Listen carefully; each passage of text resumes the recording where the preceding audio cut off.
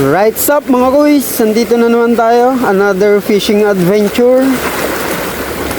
So ito tayo sa spot natin ngayon.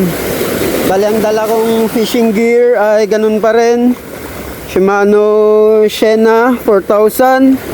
Tapos ang ating Humanity 2 902. Tapos ang lure natin ay ang aking paborito, redhead. So kung gusto nyong bumili ng lure na to mga kuys, bali 10 grams to. Ilagay ko na lang sa comment section yung link para ma-direct na kayo doon sa seller. So sandali lang ha, doon tayo magkakas. Punta muna tayo doon sa bato. Batuhan kasi to, maraming sabit. Ay. Siyempre angler tayo, mabasa tayo. Yan.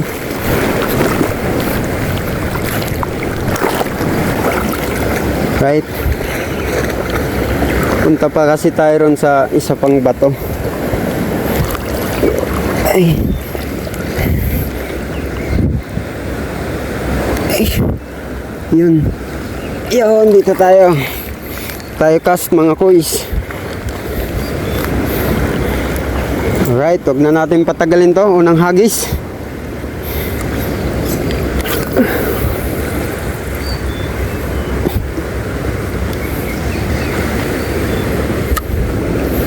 Unang hagis. Wala. Hindi talaga ako nakakadali sa unang hagis. Minsan pangalawa, minsan matagal.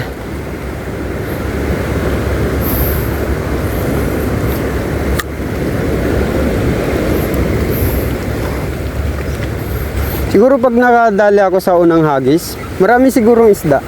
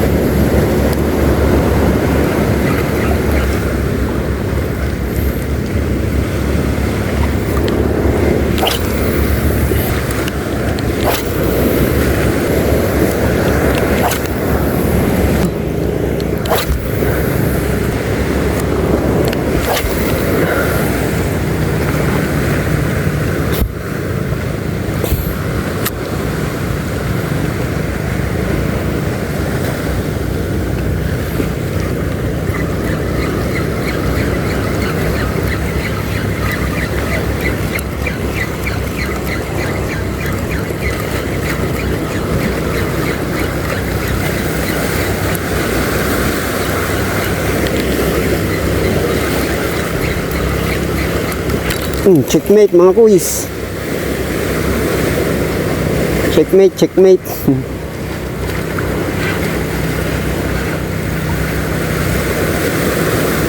Ano to? Nako, alanganin yung tama. Pagurin natin. Alanganin yung tama. Alanganin. Alanganin yung tama mga kuys. Maano siya, mapupunit.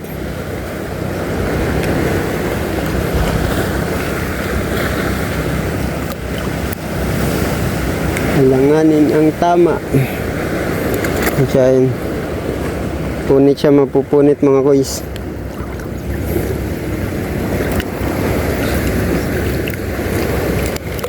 Uy.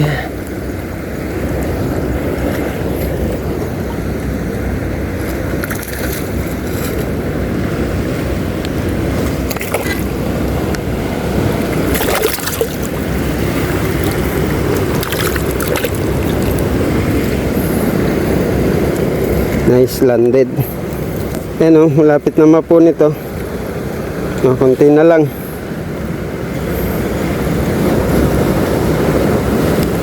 Pasangan na natin to. Kasi pag natanggal to mga kuys, to, Kapiraso na lang eh. Yan oh. Punit na yan. Tapos ito wala na to kasi kaliskis lang. So ayun, di ba?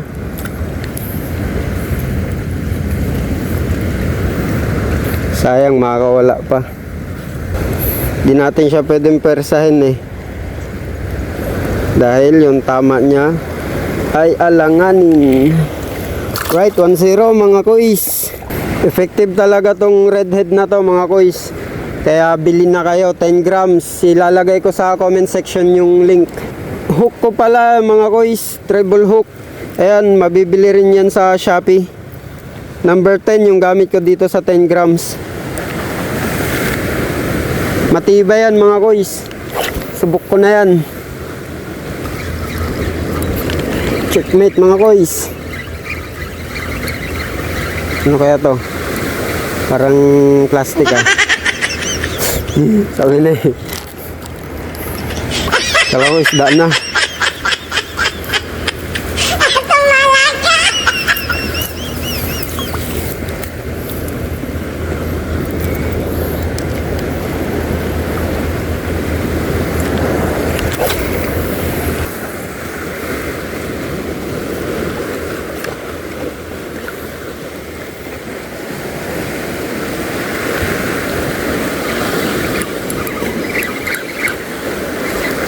Ito, basura. Ako, basura.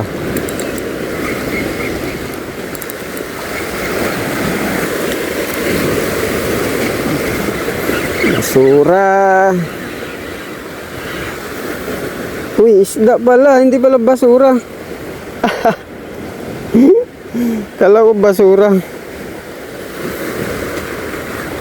Lapo.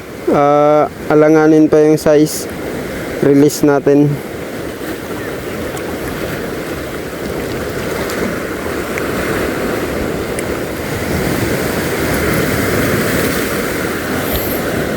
Bye.